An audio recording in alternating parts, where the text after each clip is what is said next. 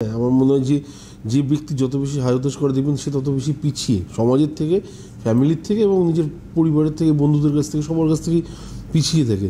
যেটা হয়ে যাচ্ছে বা হয়ে যাবে আপনি জানবেন আপনার হাতে নেই, ফার্স্ট কথা। তো সেটাকে নিয়ে বেশি মাথা খারাপ করার মতো কন্ডিশন যদি চলে আসে তাহলে আমার মনে হয় সেটা প্রবলেম।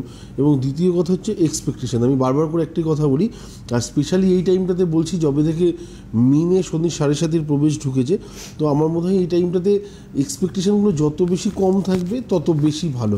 কারণ আজকে সাবজেক্টে বা থাম্বনেলে দেখে বুঝতেই পেরেছেন যে শনির কন্টকটা যাদের যাদের চলবে, এবং এই মিনে শনি কোনো কারণেই তো ভালো ফল দিচ্ছে না আমাদেরকে। যদি দেখি যে শনি ঢোকার আগে, মানে মিনে ঢোকার আগের দিনকে কি দিয়েছে, মায়ানমার, তারপরে থাইল্যান্ড, প্রতিটা জায়গায় ভূমিকম্প দিয়েছে। 28 তারিখ দিয়েছে, 29 তারিখ শনি ঢুকেছে। 29 তারিখ ঢোকার পরে কি দিয়েছে, 26,000 লোকের চাকরি গেছে। মুর্শিদাবাদ, শামশেরগঞ্জে একটা বড় দাঙ্গা দেখেছি আমরা। তারপরে কি দেখলাম, পেহেলগ্রামে আমরা 26 জন লোকের মৃত্যু দেখলাম। তার মানে আমরা আলটিমেটলি ভালো কিছু পাচ্ছি না। তো স্পেশালি এই মুহূর্তটা ভালো কিছু পাওয়ার নয়। আমি আগের দিনকেও বলেছি 7 তারিখ থেকে 22 তারিখ এই টাইমটা যথেষ্ট খারাপ। এবং যাদের এই মুহূর্তে রাহু এবং শনির দশা বা অন্তর্দশা চলছে, রাহুর দশা শনির অন্তর্দশা, অথবা শনির দশা রাহুর অন্তর্দশা চলছে, তাদের ক্ষেত্রে আমার মনে হয় এই সাবধানতাটা অবশ্যই অবলম্বন করা উচিত। তা না হলে পরে জীবনে এই মুহূর্তে এমন কিছু কিছু জিনিস ঘটতে পারে যেগুলো নিয়ে অবশ্যই আলোচনা করব, কিন্তু অনেক সময় মনে হয় আমার সাথে কেন।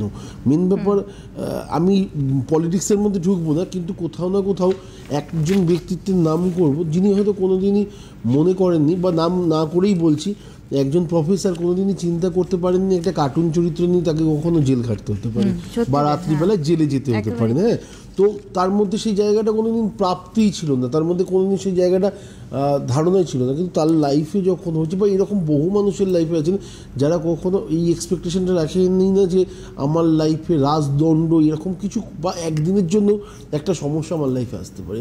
তো স্পেশালি যাদের যাদের জন্মছক, বা যারা এই বিষয়ে, এই জ্যোতিষশাস্ত্র সম্পর্কে বিশ্বাসী, তারা আমার মনে হয় তাদের এই ব্যাপারগুলো নিয়ে না একটুখানি সতর্ক থাকা উচিত। কারণ কোনো না কোনো কারণ এমন অহেতুক লাইফে চলে আসে যেগুলো নিয়ে হয়তো 10 জনের আলোচনার পাত্র হয়ে যেতে হয়। এবং মাঝে মধ্যে মনে হয় যে এই কাজটা তো না করলেও হয়তো পারতাম, যে কেন বিনা কারণে আমাকে একদিনের জন্য কারাবাস হতে হলো, বা আমাকে কেন এই জিনিসটার জন্য মিথ্যা বদনাম হতে হলো।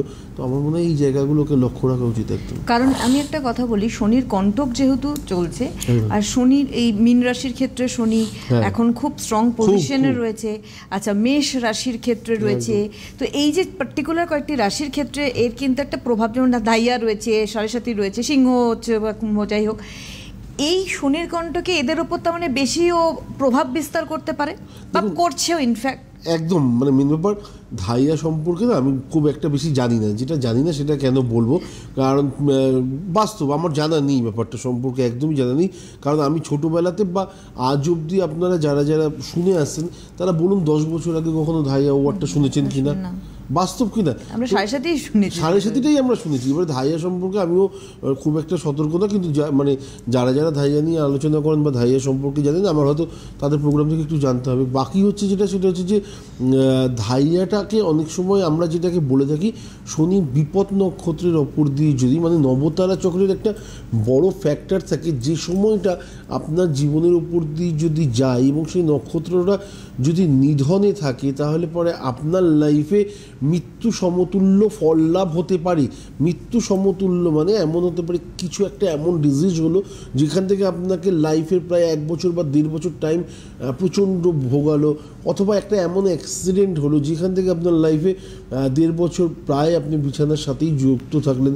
তো এই জিনিসটাকে আমরা জানি মৃত্যু সমতুল্য বলা হয়। হ্যাঁ, ওই রকমই কষ্ট। হ্যাঁ, তো যেটা আপনার বিপদ নক্ষত্রের ওপর দিয়ে গেছে, এটা যদি ধাইয়া হয়ে থাকে, তাহলে এই মুহূর্তে অবশ্যই সিংহ কর্কটের ক্ষেত্রে একটুখানি প্রবণতা থাকে, যে জায়গাগুলোকে সিংহ রাশির এমনিতেই রাগ, তেজ, জেদ এগুলো বেশি থাকে, তাদের সেই জায়গাটাকে কন্ট্রোল করা উচিত। এবং আগামী 2.5টা বছর যদি আমাকে ক্যালকুলেশন করতে হয়, তাহলে এই 2.5 বছরের মধ্যে অবশ্যই প্রথম 18 মাসকে খুব গুরুত্ব দিতে হয় প্রতিটা সময়। এবং এই 18 মাসটাকে আমার মনে হয় গুরুত্ব না দিলে খুব মুশকিল। আর স্পেশালি কর্কট রাশির ক্ষেত্রে একটাই প্রবলেম, এই ক্ষেত্রে না হীনমন্যতা, মানে আমরা এখন একটা ওয়ার্ড নতুন শিখেছি ডিপ্রেশন। তো এই ডিপ্রেশনটা এই মুহূর্তে এত পরিমাণ চলে আসে যে কি হবে বেঁচে থেকে, আমার লাইফে হওয়ার নেই, আমার নাম্বার কবে আসবে, যত নেগেটিভ কথা তাদের মুখে এই মুহূর্তে শুনতে পারেন। তো এইগুলোকে নিয়ে চিন্তা করার কারণে এবং নেগেটিভ পরিবেশের মধ্যে থাকলে আপনি অটোমেটিক্যালি নেগেটিভ আরও হয়ে যাবেন। সেই জায়গাগুলো থেকে আমার মনে হয় সবার আগে বেরোনো উচিত।